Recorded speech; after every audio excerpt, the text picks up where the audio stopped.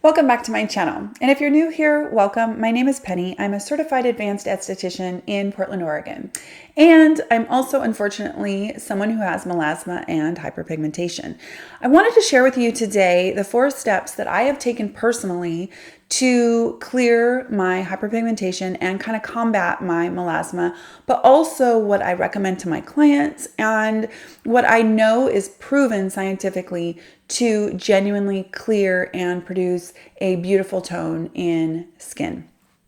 So let's start with how this even happens. And bear with me on this because I think it's important to understand a little bit of the science behind it. First of all, in our basal layer of our epidermis, this outer layer of our skin, we have a basal layer, the very bottom layer of that skin. And in that basal layer is melanocytes. And melanocytes contain melanosomes. Melanosomes produce pigment.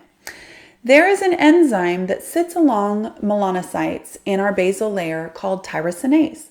This enzyme converts an amino acid called tyrosine into melanin, and then it is sent off to our skin. That's a really rudimentary way of explaining how this all happens. But it basically begins by that enzyme, tyrosinase, converting an amino acid, tyrosine, into melanin, and then it goes on down the chain. It's a chemical reaction that happens in the basal layer of our skin. So when you hear people talking about tyrosinase inhibitors, they're talking about something that's going to stop that enzyme in our basal layer from the chain reaction, the chain chemical reaction that eventually produces pigment that is sent to our skin in the form of melanin. Okay, so the 4 steps that are super important in clearing pigment are, number 1, tyrosinase inhibitors. And there are very many on the market that you can use. The gold standard, I would say, is a prescription product called Hydroquinone. Hydroquinone, quite simply, is a tyrosinase inhibitor. It puts the brakes on that enzyme from causing that chemical reaction. Hydroquinone is a prescription product at 4%. Otherwise, you can find hydroquinone in your drugstores at 2%. It does work. It's just not quite as effective and it's significantly slower. Now, other things that you can find that are not hydroquinone, and I know a lot of people don't want to use hydroquinone, are things like licorice. You can use azelaic acid, niacinamide. You can use arbutin. You can use kojic acid. All of these things are also tyrosinase inhibitors. And I'm going to link in the description box all of these different tyrosinase inhibitors and some product recommendations that go along with them. And I'm going to tell you in the description box what each one of those is. For example, kojic acid comes from Japanese mushrooms, and azelaic acid is a yeast that is naturally on your skin. Things like that. I'm going to list that in the description box so that this video isn't 100 years long. But just know that each one of those is a tyrosinase inhibitor, so there's lots of choices that are not necessarily the chemical hydroquinone. Number 2 step is adding in a retinoic acid. Retinoic acid is Retin-a. Other retinoids are retinol, retinaldehyde, retinol palmitate. Those are all forms of retinoids, and they're kind of just in different levels of efficacy, and they also are different processes on your skin. For example, retinol.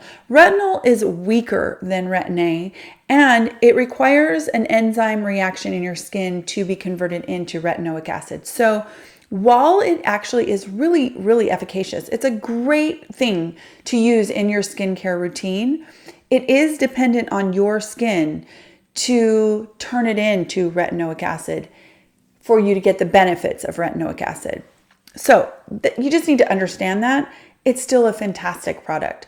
If you do not want to use, you don't want to go get a prescription, you want to use retinol, that is a great option, and I recommend that you do that. And again, I will list, there's so many retinols on the market. Now, I do suggest that when you're choosing one, like if you go to Walgreens or CVS and you want to pick one up, look in the ingredient deck. If retinol is not in the first 5 ingredients, it's probably not strong enough to do you any good. So it's really important to be able to either see the percentage of retinol on the packaging or know that it's in the first 5 ingredients. Retinoids are a form of vitamin A that help the skin to renew it. It can help restore deeper layers of your skin, and it just helps promote a better, healthier skin turnover deeper. Step 3 is we're going to add an alpha hydroxy acid. An alpha hydroxy acid is a water-soluble acid that works on the surface of your skin to kind of dislodge the bond between the dead skin cells so that dead skin that sits on the surface of your skin can be sloughed off. Examples of alpha hydroxy acids are lactic acid, which you guys know that I love. Lactic acid is a larger molecule and it's a great, profound keratolytic, but it also is a humectant, so it draws water to it. So a lot of times when we're doing this process, we can experience some dryness, some dehydration, and that kind of thing. So to me, lactic acid is one of those acids that is really fantastic for kind of balancing the hydration along with the exfoliation aspect. Now, another alpha hydroxy acid is glycolic acid. Glycolic acid is a smaller molecule that does a little bit stronger of an exfoliation. It's able to penetrate a little bit deeper into your skin, but it definitely is a very, very valuable alpha hydroxy acid. Other alpha hydroxy acids are mandelic acid, there's citric acid, tartaric acid. There's several different alpha hydroxy acids. I would recommend primarily lactic, mandelic, and glycolic acids. So you can kind of see how these all work together. We're working on different components of this one animal of hyperpigmentation. We're going to block the pigment, we're going to generate new cells, and we're going to exfoliate off the dead cells. That's what those 3 components are doing. Now, the last step, and that is step number 4, is sun protection. Might as well not do any of the other 3 steps if you're not going to use sun protection. It's absolutely crucial that you protect your skin from UV light. UV light is one of the things that triggers that misfire by tyrosinase, the overproduction of melanin. You're fighting an uphill battle if you are doing the other steps and you're not protecting your skin from the sun. It's just important to get an SPF 30 or better, and reapplication is key. No matter what level of sunscreen you use, it's good for 2 hours. 2 hours. So you need to figure out a way for yourself to reapply. So what I have done is I have purchased powders that I can apply throughout the day that will help to reinforce my sun protection and reapply. I cannot express enough how this is something that I fight all the time. It's my biggest insecurity. It is the thing that plagues me the most when it comes to my aging skin. So I'm with you. I'm with you in this fight. And if you have these things in your arsenal, or you have some of them, but you don't know which to add, email me. I can help you. Before I really was on this mission, it was confusing to me too.